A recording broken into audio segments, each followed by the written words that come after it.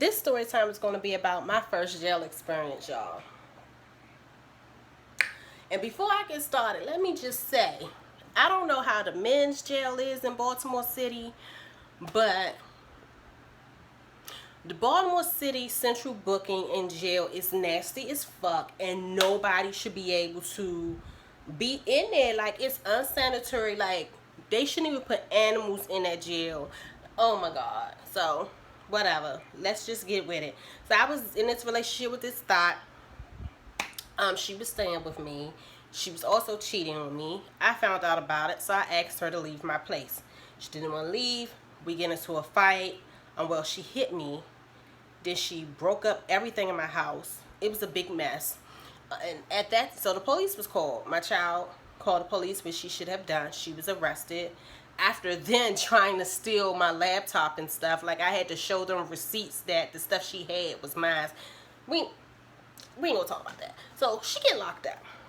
Me not knowing at that time in Baltimore City, if you in a domestic situation, they really don't care who started it, who called police first, what happened. The both of y'all getting locked up. I didn't know that at the time. So a week later, we go to court for stay away warrants, right? So after the proceeding was over, the judge tells me to go pick up a form from this other office so that I could take the work. Okay, no problem. I go get the form. They gave me the form, and then the young lady was like, wait 1 minute. Next thing you know, a cop came in and said it was a warrant out for my arrest. Locked me up, y'all.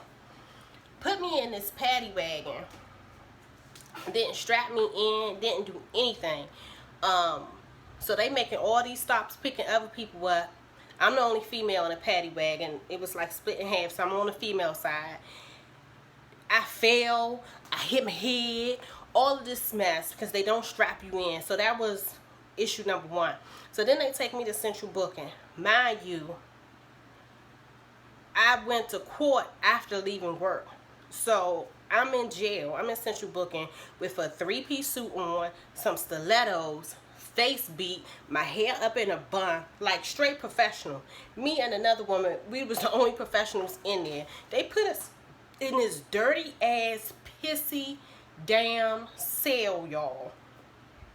It was so nasty. And let me just say, I don't know how other jails is. This is my first time being in jail. Never been in jail before, so I don't know how jails is. I don't expect it to be Taj Mahal or anything, but Jesus, animals shouldn't even be allowed in Baltimore City jail. It was that fucking nasty. Let me tell y'all about the cell before I talk about the broads, right? Let me tell you about the cell. So, it's only one toilet in there. So, I guess people, if somebody else on the toilet, people was pissing and you know, was urinating and doing the other thing on the floor, because then they'll wipe themselves and then they'll throw the tissue on the ceiling, y'all. And mind you, the ceiling is like full of vents, I guess, for ventilation. So, your air and your heat, everything coming out of those vents. So, the vents are covered with feces and urine filled tissue and sanitary napkins and everything. So basically all the air coming through the vents, you breathing whatever is stuck up there. It was very nasty. So me and this lady, we decide we go sit by each other because clearly we ain't about this life. So I was going to be her right side, she was going to be my left side. We got this. So they bring another lady to the cell. She was being transferred to another facility. Okay. So they sit her in there and she sit on the floor, which I already thought was fucking disgusting. Like, it was a big ball of, never mind. And she sat right there on it. And then she pulled her pants down, and then the lady like, oh, wait a minute, hold up, you know. And she like, I gotta get this out of me. So me and her, we scared now, because we like, what do she gotta get out of her? She opened her legs, y'all, and she pulled out a bar of soap.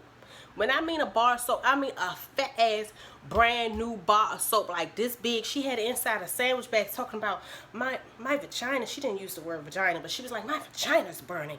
My vagina's burning. And I'm like, bitch, you got a bar of soap in there. She said, but I didn't want to leave it because it was brand new. That's the first lady. There's another chick on the other side of the room. real old. Like, she's way too old to be in jail. Like, she looked like, well, let me phrase that. She looked like she was way too old to be in jail. Like, she looked like she was somebody's grandma. Like, she looked like my grandma. Like, she could have been my grandma. My grandma is the sweetest lady. She looked like she's supposed to be rocking on the front porch, knitting shit for her grandkids. Turns out, she was only 23 and had no teeth in her mouth. Talking about she was a prostitute. She got a good husband at home, but she just can't do right because the drugs and everything like that. And so I'm sitting there dumbfounded because, mind you, she told us she was 22. Okay? How you 22 and you look 85? It was just too much. It was too much, y'all. Next thing you know, she got quiet. She's scratching and stuff, right? She's scratching. She pulled her dress up and started popping bumps all on her stuff down here. And I'm like, I looked at the girl, and she looked back at me, and we looked at her like, I cannot believe this broad is really busting pus bumps on her vagina, talking about she don't know what it is. I was ready to go. When I say I did not move, I did not move. Next thing you know, they lost my paperwork. So I was supposed to get, my mom actually paid my bond and stuff. I mean, that's going to be a whole nother story time, y'all. So she paid my bond, supposed to be released. They lost my paperwork. So since they lost my paperwork, I had to go up to regular population. So now we in regular population, y'all. So regular population, the room is like a big, it looked like the size of an apartment loft or something, right? And they got 40 bunk beds on this side of the room, 40 bunk beds on that side of the room. My bunk bed was next to this big lady with eyeballs on her ass, like, and she kept making her ass tattoos blink at me. When I say I was so uncomfortable, and even though I'm a lesbian, she kept asking me if I like chicks. I was like, no, I can't deal with that, girl. Then it was some other ladies in there. They was on drugs or whatever. I don't know what they was locked up for, but this one lady, she was probably the prettiest woman I've ever seen in my life. Her skin was so dark, and she was just gorgeous. It was gorgeous. So I'm like, why is she in here? She was just gorgeous. She looked like she could have been a model. Next thing you know, she said, yeah, I'm on that shit, but I take care of my kids. My kids don't know I'm on it, because what I do, I'm not dumb like y'all. I don't stick my needles where they can see it. So I'm looking at each other. I'm looking like, what the fuck? Where's she sticking at? Like, when I say this was experience, honey, this was experience. I'm like, where's she sticking at? She said, I sticks it in my pussy. And after a certain time, when the lights go down, you know, they just walk around. They sleep how they want. They used to be in the jail, so they sleep naked and all this stuff. So she walking around with just her shirt on. Then she flipped her leg up on one of the bunks and show everybody her bottom that she shoots her heroin in. She shoots her heroin in her vagina, y'all. I don't even think I'm saying that right, but whatever. She shoots it in her vagina. Her vagina was so big, yo. It was like the size of my big ass face. It was just, y'all, I'm not even sure it was a vagina anymore. But she was still prostituting, so the hole must be down there in somewhere. I don't know, y'all. I spent 2.5 days in this place. And if it was another day, I think I would have got raped, y'all. So needless to say, when I got out, oh, they finally, on day 2, they told me what I was being locked up for. This thought of an ex lied and told them that I tried to kill her with a machete. Where the fuck? Where am I getting a machete from? And out of everything she did to my house and myself, if I had a machete, don't you think I would have stabbed her ass up?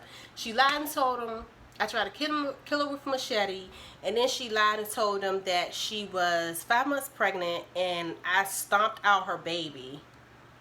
So yeah, this gonna be a part 2 to this story time because I almost lost my job because of this. I had felony charges over a lie, y'all. Like, over everything was a lie. First of all, the thought was not pregnant, was never been pregnant. Never kicked her. Don't have a machete. This gonna be another story time, y'all.